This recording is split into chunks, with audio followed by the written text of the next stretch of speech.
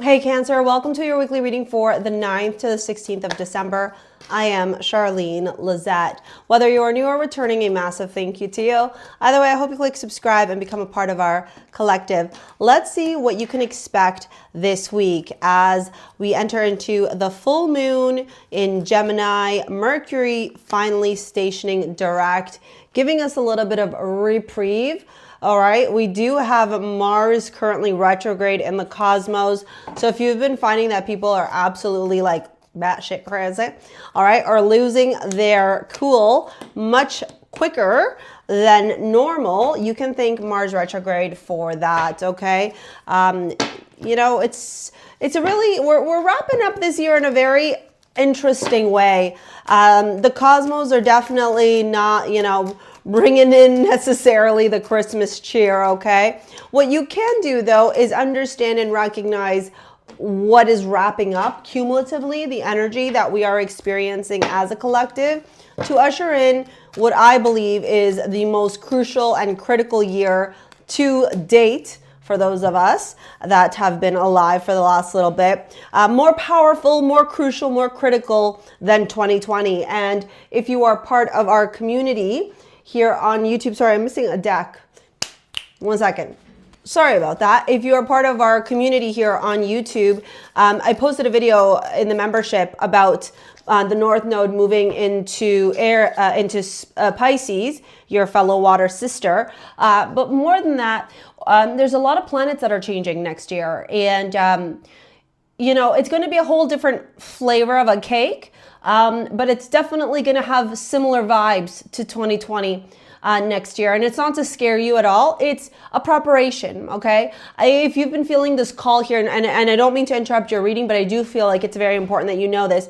If you've been feeling this call, this initiation to follow your dreams, step into your soul purpose, reevaluate your life, you know, get unstuck, revamp, transform. Like if you're in this place where you feel like you're busting at the seams and you're really in this energy of wanting to elevate, you know, your life or experiencing some sort of awakening, you're not alone, darling. You're right on track with the energy, okay? So let's dive into this reading here and see what is going on, because I do find some of the messages quite interesting. We have Vesta and devotion. Now, in astrology, Vesta is an asteroid, and Vesta is all about what you are devoted to and what brings you joy, pleasure, happiness, peace, and ease in life. So it's really interesting that it's showing up alongside the conversation that I was just sharing with you, okay?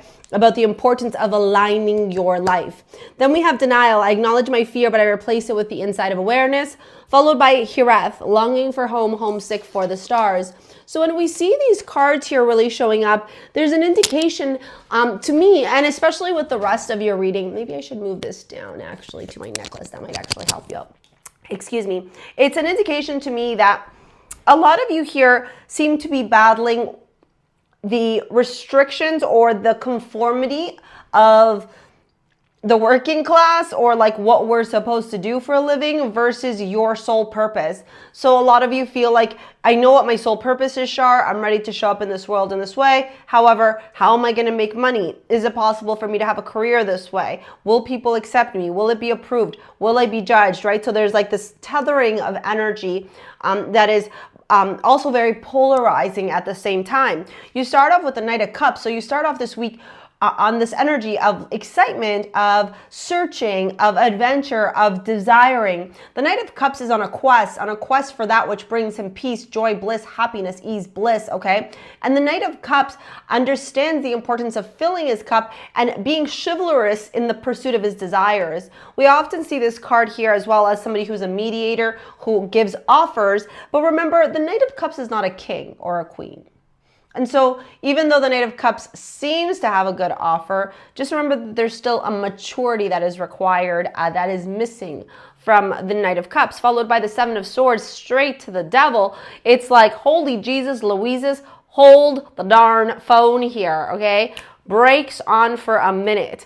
The Seven of Swords and the Devil tells me here, Cancer, that for you, especially this Capricornian energy, okay, it almost makes me feel like you have, again, this innate desire to pursue your dreams, your desires, your emotional fulfillment, your wish fulfillment, but then you feel tethered, maybe to the 3D world, right? Or maybe to this idea that like it won't be possible, the external noise, perception, the judgment, okay, criticism, fear of, failure, fear of judgment, a fear of poverty. There's all these stories here, or there's deception here as well. Maybe you're self-deceiving yourself, right? Maybe you're in denial or lying and you did get denial, right? Maybe you're saying it's not possible, Char, for me to make this my career. According to whom, I would say, Cancer? According to whom, okay? Everything is possible when we believe in and we have faith, all right? Now, as we move on, we enter into this really interesting energy of the Four of Cups. So you go from this place of wanting what you desire to feeling stuck, stagnant, trapped, chained, bound. And then it leads you into this place of complicity, but also boredom and stagnation, unhappiness, dissatisfaction.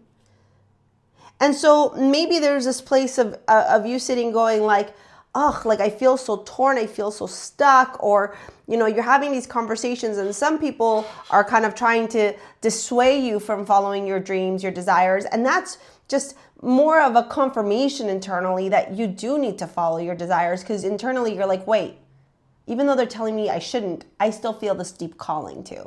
And what I am going to say to you, okay, is that if you're feeling a deep calling towards a journey, a life path, a soul purpose, Cancer, this is the time. This is the time. The time to review, reflect, reassess while Mercury is retrograde, Mars also retrograding. Remember, Mars is going to go back into your sign as well, okay?